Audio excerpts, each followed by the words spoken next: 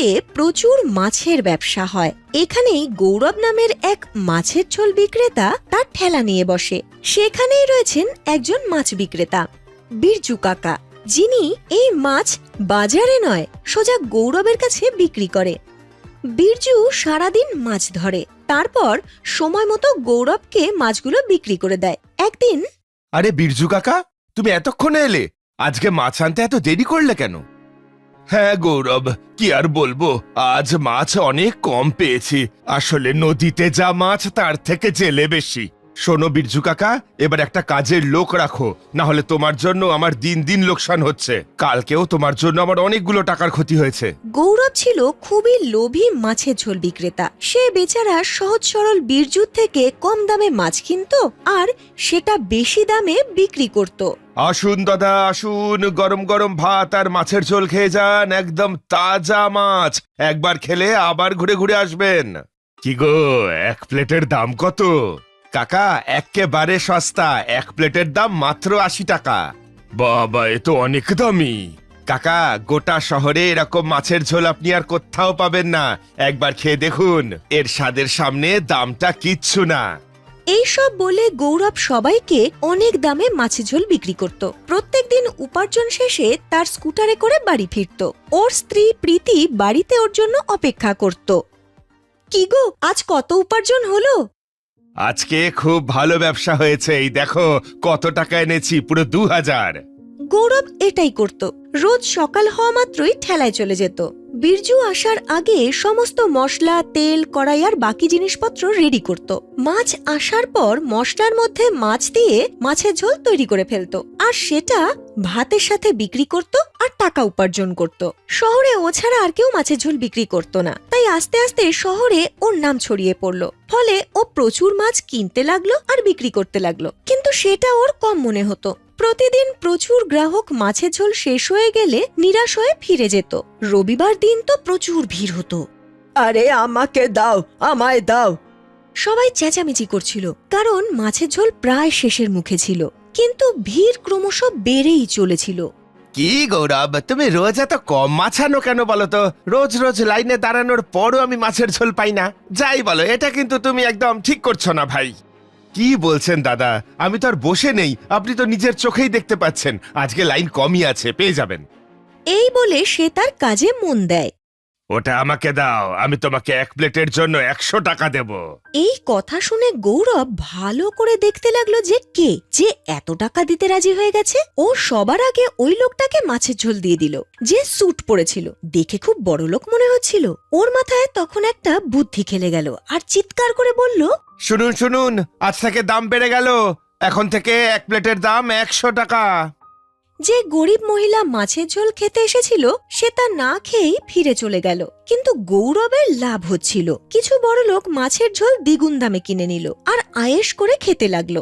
ডাক্তারবাবু আয়েশ করে মাছের ঝোল খেতে খেতে বলল, গৌরব, তোমার হাতে রান্নার তো সত্যি কোনো তুলনা হয় না। এত সুস্বাদু আমি আগে কখনো খাইনি। ধন্যবাদ ডাক্তারবাবু, এসবই তো ঈশ্বরেরই আশীর্বাদ। ও সেদিনও বাড়ি ফেরার পর প্রত্যেক দিনের মতো ওর স্ত্রী ওকে জিজ্ঞেস করলো, হ্যাঁ গো, আজ কত টাকা উপার্জন হলো?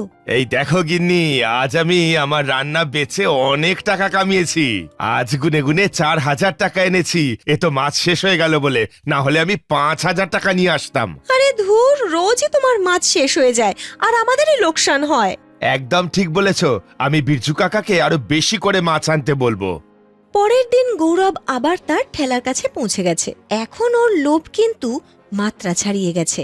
ও ভাবলো, কালকে তো আমি ১০০ টাকা প্লেট বেচেছি, রোজগারও বেশ ভালোই হয়েছে। আজ একটা কাজ করলে কেমন হয়, আজকে দামটা ১২০ টাকা করে দেখি। লোক তো আসবেই খেতে, কম মাছ বিক্রি করে রোজগার আরো বেশি হবে। এমন সময় বিরজু ওখানে মাছ নিয়ে আসে। আরে বিরজু কাকা, এ কি, আজকে তুমি মাত্র ২ ব্যাগ মাছ নিয়ে এসেছো? তুমি এরকম রোজ করলে কিন্তু মুশকিল আছে। এরপর থেকে আমি অন্য কারোর থেকে মাছ কিনবো। এই শুনে বিরজু কোনো উত্তর না দিয়ে সেখান থেকে চলে গেল, কারণ উনি গৌরবের চোখে লোভ দেখতে পেয়েছিলেন। আজ ও দাম আবার বাড়িয়ে দিল। সেই গরিব মহিলা যে গৌরবের মাছের ঝোল খেতে খুব ভালোবাসত, দাম শুনে ফিরে গেল। শহরের মাত্র কয়েকজন ধনী লোক সেখানে আসতো আর 120 টাকা দিয়ে মাছের ঝোল কিনতো। দাম বাড়ার সাথে সাথে গ্রাহকের সংখ্যা কম হলেও গৌরব কিন্তু আস্তে আস্তে বড়লোক হতে লাগলো। ওর কাছে অনেক টাকা আসতে লাগলো, ওর লোভ আরো বেড়ে গেল। একদিন ডাক্তারবাবু গৌরবের থেকে মাছের ঝোল খেতে খেতে বললেন, সত্যি গৌরব, আজকের মাছের ঝোলটা আরো ভালো হয়েছে কালকের থেকেও। তুমি একটা কাজ করো না কেন, এইভাবে বিক্রি করার থেকে একটা হোটেল খোলো, আমরাও তাহলে বেশ আরাম করে বসে ফিশ কারি খেতে পারি। তারপর আর কি, গৌরবের কাছে অনেক টাকা ছিল। সে তক্ষুনি বাড়িতে গিয়ে তার স্ত্রী প্রীতিকে এই কথা বলল। জানো, ডাক্তারবাবু আজ খুব প্রশংসা করলেন আর একটা বুদ্ধি দিলেন। আমাকে বললেন হোটেল খুলতে, যাতে ওনারা বসে খেতে পারেন। হ্যাঁ, তাহলে তো ঠিকই আছে। তুমি তো এমনিও ভাবছিলে যে একটা হোটেল খুলবে, এখন তো টাকাও আছে, খুলেই ফেলো হোটেল। পরের দিন গৌরব ঠেলায় যাওয়ার আগেই হোটেলের জন্য জায়গা খুঁজতে শুরু করে দিল। আরো একটা সুন্দর জায়গা পেয়েও গেল। ও যেখানে ঠেলা নিয়ে বসে তার ঠিক সামনেই। সারাদিন মাছের ঝোল বিক্রি করলো। বিক্রিবারটা হয়ে গেলে ও ওর সমস্ত জিনিসপত্র ওই হোটেলে রেখে দিয়ে এলো। আর মাছের ঝোল বিক্রি করার সময়ই সবাইকে বলে দিল, শুনুন, আপনারা তো সবাই আমার মাছের ঝোল খেতে ভালোবাসেন, তাই আমি একটা কাজ করেছি, সামনেই একটা হোটেল খুলেছি। এখন থেকে আপনারা ওখানে বসেই আমার রান্না করা খাবার খাবেন। ওর হোটেল বেশ ভালো চলছিল। ও দুটো ছেলেকে কাজে রাখলো। প্রত্যেকদিন হোটেলে গ্রাহকের সংখ্যা বেড়েই চলেছিল, কিন্তু মাছের পরিমাণ এখনো বাড়েনি। ওর মনে হলো যে এতে করে তো ওর অনেক লোকসান হয়ে যাবে। পরদিন সকালে যখন বিরজু এলো তখন ওকে বলল, আবার বলছি বিরজু কাকা, এই কটা মাছে না আমার কাজ চলবে না, তুমি যে করে হোক আমাকে বেশি করে মাছ দাও। দেখো, যদি এর থেকে বেশি মাছ নিয়মিত ধরা হয় তাহলে তো ওদের সংখ্যা কমে যাবে আর একদিন শেষ হয়ে যাবে। আমি ওসব শুনতে চাই না, আপনি শুধু আমাকে বলুন এর থেকে দ্বিগুণ মাছ আপনি আমাকে দিতে পারবেন কিনা। বাবা গৌরব, নিজের লোভটা সংযত করো, নয়তো তুমি যা বলছো তাতে তো মাছ সব শেষ হয়ে যাবে।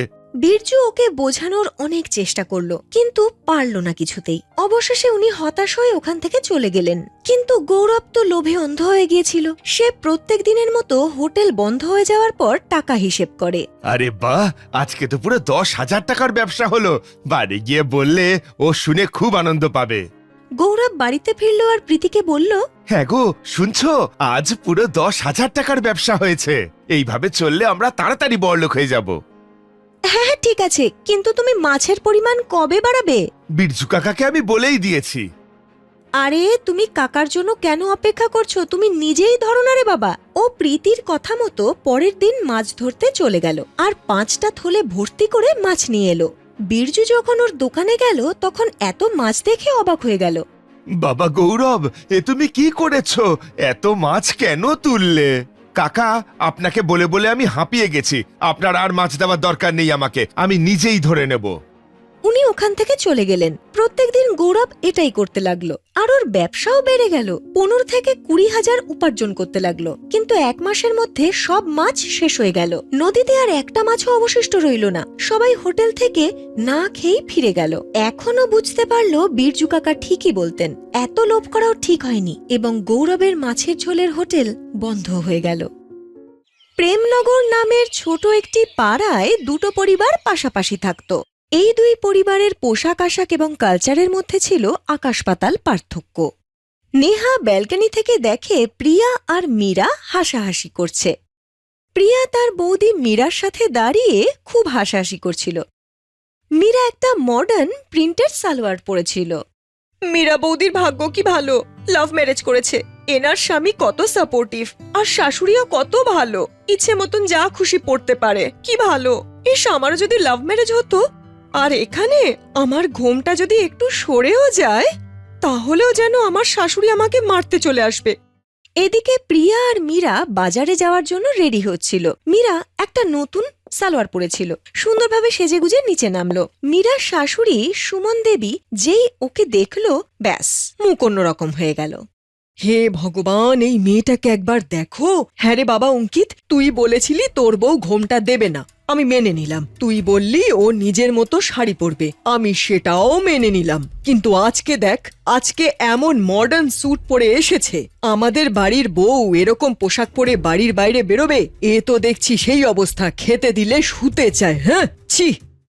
ও মা, মীরা তো একটা ভালো পোশাকই পরেছে, এতে খারাপ কি? শাড়ির থেকে এটা অনেক আরামদায়ক। আর মীরাকে এতে কত সুন্দর লাগছে বলো। আর বলো তো মা, বাড়িতে আজকাল কে শাড়ি পরে বসে থাকে? হ্যাঁ বাবা, তুই আর কেন খুঁত দেখতে পাবি? তুই যদি খুঁত দেখতে পেতিস তাহলে আজকে ওর এই অবস্থা হতো না। পাশের বাড়ির বিক্রমকে দেখেছিস? ওর মায়ের পছন্দের মেয়ে নেহাকে বিয়ে করেছে, আর তুই তুই এই মেয়েটাকে বিয়ে করে চলে এলি। সত্যি মা, তিলকে তাল করা তোমার থেকে শেখা উচিত। বৌদি, তোমাকে এই ড্রেসে খুব সুন্দর দেখাচ্ছে। চলো বাইরে থেকে ঘুরে আসি। শালিনীর বিয়েতে যে লেহেঙ্গা পরবো তার জন্য ডিজাইনার লেহেঙ্গা দেখবো। মায়ের সাথে এরকম বকর বকর করতে থাকলে না সারাদিন এখানেই কেটে যাবে। ঠিক আছে যা, কিন্তু আমার কথাটা শুনে রাখ। আমি তোর এত সব কথা শুনে চলছি, তোকেও কিন্তু আমার কথা শুনতে হবে। ঘোমটা দিয়ে যাবে। ও মা, তুমি কোন আদ্যিকালে পড়ে আছো বলো তো? আমি একদম চাই না যে আমার বউ ঘোমটা দিক। তুমি যেমন আছো তেমনই থাকো তো মীরা। মীরা, অঙ্কিত আর প্রিয়া তিনজন বেরোলো। ওদিকে নেহার শাশুড়ি তার মেয়েকে শালিনীকে দেখে বলে, হ্যাঁ রে, কেমন পোশাক পরেছিস রে তুই? তোর হাত টাত সব দেখা যাচ্ছে। আমাদের ঘরে কিরকম পোশাক পরে তুই জানিস না নাকি? এরকম জামা কাপড় পরেছিস কেন? নিশ্চয়ই ও প্রতিবেশীদের দেখে শিখছিস। হ্যাঁ রে মা, জিন্সের ওপরে লম্বা একটা কুর্তা পরে আয়। শালিনী মুখ ভেঙচে বলে, কি গো মা, তুমি খুব খারাপ। এখন কোন মেয়ে বুড়ি সেজে ঘোরে বলো তো? আরে কলেজে সবাই কত সুন্দর জামা কাপড় পরে যায়, আর তুমি গ্রামের মেয়ে সাজিয়ে আমাকে পাঠাও। সবাই আমাকে দেখে হাসে জানো।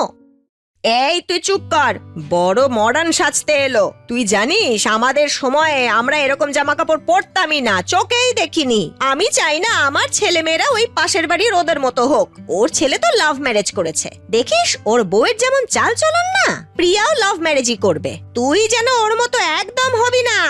নেহা এসব শুনছিল। ও ভাবলো, আমার শাশুড়ি নিজের মেয়েকেই তার পছন্দ মতো জামা কাপড় পরতে দেয় না, আমি বাড়ির বৌমা, আমার বেলায় প্রশ্নই আসে না। নেহা রান্নাঘরে চলে গেল। কিছুক্ষণ পর সুমন একটু গাড়ি নিয়ে কান্তার বাড়িতে আসে। আরে তারপর বলো, কেমন আছো? আজ আমি আমার বাড়িতে কারি বানিয়েছিলাম। এই তোমার বৌমাকে দেখছি না যে। আরে ভুলে গেলে নাকি? আজকে শালিনীর বিয়ে না, সেই প্রস্তুতি হচ্ছে তো, তাই ও বাড়ির সব কাজকর্ম করছে। যাই বলো না কেন বাবু, তুমি কিন্তু তোমার বৌমাকে একটু বেশি ইলাই দিচ্ছ। প্রথমে তুমি তোমার ছেলেকে লাভ ম্যারেজ করতে দিলে, ঘোমটাও নেয় না। বাইরেও যখন বেরোয় তখনও ঘোমটা নেয় না। আমি তো সেদিন তোমার বৌমাকে স্টাইলিশ শাড়িতে দেখেছি। এত লাই দেওয়া ভালো নয়। তোমার বৌমার জন্য আবার তোমার মেয়েটাও না বিগড়ে যায়, দেখো। কি আর বলি বলো তো তোমাকে? হ্যাঁ, আমার তো ধরে নাও দুটো ছেলে মেয়েই হাত থেকে বেরিয়ে গেছে। ছেলে ইচ্ছে করে লাভ ম্যারেজ করলো, বৌমা নিজের ইচ্ছে মতন শাড়ি পরে, এখন তো স্যুটও পরছে। আমার ছেলেটা বৌমার আঁচলে ঢুকে বসে থাকে। ছেলের লাভ ম্যারেজ হতে দিয়ে ভুল করেছি। আরে লাভ ম্যারেজের বৌমাগুলো না এরকমই হয়, সেই জন্যই তো আমি আমার ছেলে লাভ ম্যারেজ হতে দিইনি। আর মেয়ের বিয়েও আমিই দেখে দেব, যাতে আমার মেয়ের শ্বশুর বাড়ির লোকেরাও আমায় কিছু না বলে। হ্যাঁ। কিছুদিন পর শালিনীর বিয়ের ডেট ফিক্স হলো। মীরা, প্রিয়া আর নেহা শালিনীর বিয়ের জন্য কেনাকাটার প্ল্যানিং করছে। একদিন মীরা, প্রিয়া আর নেহা শালিনীর জন্য লেহেঙ্গা পছন্দ করার জন্য একসাথে বসেছে। মীরা ওকে কয়েকটা লেহেঙ্গা দেখাচ্ছে। নেহা, আমি তোমাকে সেদিন বলেছিলাম না যে আমি কয়েকটা লেহেঙ্গা দেখেছি শালিনীর বিয়ের জন্য? তোমার জন্য দেখেছি জানো, সেগুলো না এইরকম ডিজাইনের। হ্যাঁ নেহা বৌদি, আমার বৌদির পছন্দ না খুব ভালো। শালিনীর বিয়ের শপিং এর জন্য আমার বৌদির সাথে কথা বললো। বৌদি না দারুণ দারুণ আইডিয়া দেয়। নেহা খুব খুশি হয়ে বলে, সত্যি আমারও না এই ডিজাইনটা ভীষণ পছন্দ হয়েছে। শালিনীর বিয়েতে আমি যদি এরকম কিছু পরতে পারি তাহলে। এই বলতে বলতে কান্তা দেবী ওখানে আসার বৌমার কথা শুনে ওকে বকে। বৌমা, তোমার এই মীরার পছন্দের লেহেঙ্গা পরার কোনো প্রয়োজন নেই, বুঝেছো? আজ যে মীরা বৌমা, তুমি আশার বৌমা, সেই জন্য আমি তোমাকে বাড়ি আসতে দিই। কিন্তু তার মানে এই নয় যে তুমি আমার বৌমাকে বিগড়ে দেবে। হ্যাঁ গো, এটা কোনো লেহেঙ্গা? নিজের ননদের বিয়েতে কেউ এই ধরনের লেহেঙ্গা পরে? হ্যাঁ মা, বৌদি তো শুধু ড্রেস দেখাচ্ছিল। দেখো কি সুন্দর ড্রেস। শোন, আমাকে শেখাতে আসিস না, আমি তোর মা। প্রিয়া মা, বৌদিকে নিয়ে বাড়িতে চলে যা, সন্ধে হয়ে আসছে। বাড়ির মেয়ে বউরা সন্ধেবেলায় বাড়িতে থাকবে, সেটাই ভালো। মীরা আর প্রিয়া ধীরে ধীরে নিজেদের বাড়ির দিকে চলে যায়। নেহা তার স্বামী বিক্রমের কাছে গিয়ে বলে, শোনো, শালিনীর বিয়ে কয়েকদিন পরেই, আমাদের কয়েকটা নতুন জামা কাপড় কিনতে হবে। আর আমি চাই আমি বিয়েতে নিজের ইচ্ছে মতন জামা কাপড় পরবো। তোমার মা তো তার মেয়েকে একটুও রেহাই দেয় না। আমি কিন্তু বলে দিলাম আমি এসব শুনবো না। তোমাকে তো আমি আগেই বলেছি, এই বাড়িতে মায়ের কথাই হলো শেষ কথা। তাই মা যা বলবে সেই পোশাকই পরতে হবে। আমার মাকে তুমি কষ্ট দিও না, উনি তোমাকে কত ভালোবাসেন। স্বামীর এই কথা শুনে ওর মন আরো খারাপ হয়। মীরা বৌদি একদম ঠিক কথা বলে, স্বামী সাথে না থাকলে কি করে কি হবে। আমি এবার নিজের জন্য নিজেই স্ট্যান্ড নেব। ননদের বিয়েতে আমি নিজের ইচ্ছে মতো পোশাক পরবো। এদিকে মীরা তার স্বামী অঙ্কিতকে বলে, হ্যাঁ গো শুনছো, শালিনীর বিয়েতে মায়ের জন্য একটা দারুণ শাড়ি আমি নিজে পছন্দ করেছি। আমি চাই মা সেটা পরুক। পাড়াতে ওনাকে দেখে না সবাই তাকিয়ে থাকবে। ঠিক আছে মীরা, চলো তাহলে যাওয়া যাক। পরের দিন মীরা আর অঙ্কিত বাজারে যায়। কয়েকদিন পর ছিল বিয়ে, প্রস্তুতি চলছিল জোর কদমে। কান্তা দেবী নেহাকে ঘর পরিষ্কার করতে বলেন। বৌমা, সোফা, আলমারি, কিচেন, ঘর সবকিছু ভালোভাবে পরিষ্কার করো। আমি আর শালিনী শপিং করতে চললাম। আমি ঠিক করে নিয়েছি যে তোমার জন্য একটা দারুণ লাল টুকটুকে শাড়ি আনবো। সেটা পরলে না তোমাকে খুব সুন্দর দেখাবে। মা, আজকালকার দিনে কে এরকম ধরনের শাড়ি পরে? শ্বশুর বাড়িতে তো এই আমার প্রথম বিয়ে, আমি আমার ইচ্ছে মতো পোশাক পরতে পারবো না। বৌমা, এ তুমি কি বলছো? যে মেয়ে আমার সামনে মুখ খুলতো না, সে আজকে নিজের পছন্দ বলছে? কান্তা দেবী ভীষণ রেগে যান, আর উনি এই পরিবর্তনের সমস্ত দায় দিয়ে দেন প্রতিবেশিনীর বৌমার ওপর। একদিন রাতে উনি একটা খারাপ স্বপ্ন দেখেন। উনি দেখেন নেহার পোশাক নিয়ে উনি ওকে খুব বকছেন, আর নেহা উত্তরে বলে, চুপ করুন তো মা, আমার স্বামী যখন আমার পোশাক নিয়ে কোনো সমস্যা নেই, আপনার এত কিসের সমস্যা? এখন থেকে আমার যা ইচ্ছে আমি সেটাই পরবো, বুঝতে পারলেন আপনি? তখন সেখানে সুমন চলে আসে। ছেলে নিজের পছন্দ মতো মেয়েকে নিয়ে আসুক বা তুমি পছন্দ করে বৌমা আনো, নিজের রূপটা না দেখাবেই। তুমি তো খুব প্রশংসা করছিলে তোমার বৌমা, আমার বৌমা এই ওই। কান্তা দেবী ভয় পেয়ে জেগে যান। হে ভগবান, এসব কি হলো? আমি কি ভয়ঙ্কর স্বপ্ন দেখলাম? বৌমাকে যদি নিজের ইচ্ছে মতো পোশাক পরতে না দিই, তাহলে ও কি এরকম করবে? এরকম জামা কাপড় পরবে? না, বৌমাকে এসব আমি করতে দেব না। ও তো শুধু বিয়ের দিনই তো নিজের ইচ্ছে মতো জামা পরতে চায়। পড়তে দিই বরং। যদি খারাপ কিছু পরে তাহলে বাড়ির বাইরে বেরোতেই দেব না। কান্তা স্বপ্ন দেখে এত ভয় পেয়ে গিয়েছিল যে পরের দিন যখন নেহা বাড়ি পরিষ্কার করছিল, তখন ও যায় ওকে সাহায্য করতে। বৌমা, 3 দিন পর শালিনীর বিয়ে। একটা কাজ করো, তুমি সন্ধেবেলায় শালিনীকে সাথে নিয়ে চলে যেও, আর ওই মীরাকেও নিয়ে যেও। ও জামা কাপড়ের বিষয়ে ভালো বোঝে। আর নিজের জন্য পছন্দ মতো একটা কিছু কিনো, যেটা দেখে সবাই প্রশংসা করবে, নিন্দে যেন না করে। তুমি এই বাড়ির বৌমা, আমার সম্মান কিন্তু তোমার উপরে নির্ভর করছে। বুঝতে পারছো তো আমি কি বলতে চাইছি?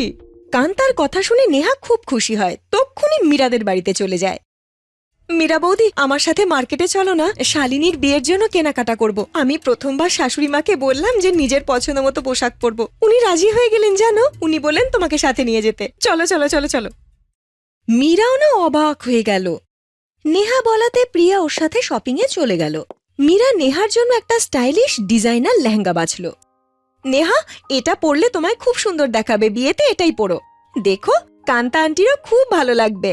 নেহা ওই ড্রেসটা প্যাক করে নিল আর ওর পছন্দের খুব প্রশংসা করলো। দেখতে দেখতে বিয়ের দিন চলে এলো। পরিবারের সবাই সকাল থেকে কাজে ব্যস্ত ছিল। সন্ধ্যাবেলায় নেহা আর মীরা তাদের ননদ শালিনী আর প্রিয়ার সাথে রেডি হলো। কান্তা দেবী যখন নেহাকে দেখলো, প্রথমে চুপ করে রইলেন। এদিকে সুমন দেবী মীরার প্রশংসা করলেন। মীরা বৌমা, তোমার পছন্দ সব সময় ভালো হয়, তোমাকে আজকেও সুন্দর দেখাচ্ছে। কান্তা দেবী সদর দরজায় দাঁড়িয়ে সুমন দেবীকে বলে, মীরা বৌমা, জানো তো তুমি আমার বৌমার জন্য সুন্দর পোশাক পছন্দ করেছো। আমি যদি কিনতে যেতাম, এত ভালো পোশাক পছন্দ করতেই পারতাম না। দেখেছো তো, করবে আর আমার বৌমার নিন্দে? আমার বৌমা লাভ ম্যারেজ করতেই পারে, কিন্তু ও খুব গুণী, আর আমিও না একটা জিনিস বুঝেছি। বিয়ের পর নেহা যখন বাইরে বেরিয়ে এলো, তখন সুমন নেহাকে দেখে বলে, আরে বৌমা, তোমাকে তো খুব সুন্দর দেখাচ্ছে। আমরা তো ভেবেছিলাম যে আমার বৌমাই শুধু স্টাইলিশ জামা কাপড় পরবে, কিন্তু তুমি তো দেখছি আমাদেরকে অবাক করে দিয়েছো। সত্যি সুন্দর দেখাচ্ছে। দেখলে তো, আমি বলেছিলাম না তুমি খুব ভালো স্ট্যান্ড নিয়েছো। আরে অ্যারেঞ্জ হোক বা লাভ, বিয়েটা তো বিয়েই হয়, তাই না? নেহা তার শাশুড়ির দিকে তাকালো, যে এখনো সংকোচে ছিল কিন্তু চুপচাপ ছিল। বিয়ের পর আজকে এই প্রথমবার আমার মনে হলো যে আমি একদম নিজের পছন্দ মতো পোশাক পরেছি। ধন্যবাদ মা, আপনি আমায় বুঝেছেন। আর চিন্তা করবেন না, আমি কখনো সেরকম পোশাক পরবো না যাতে আপনার সম্মান নষ্ট হয়, দেখবেন। কান্তাও যখন দেখলো আশেপাশের সবাই ওর প্রশংসা করছে, তখন ওনার ভালো লাগলো। এইভাবে শালিনীর বিয়েতে দুই বৌমা নিজেদের পছন্দ মতো পোশাক পরে নিজেদের জন্য স্ট্যান্ড নেয় এবং তাদের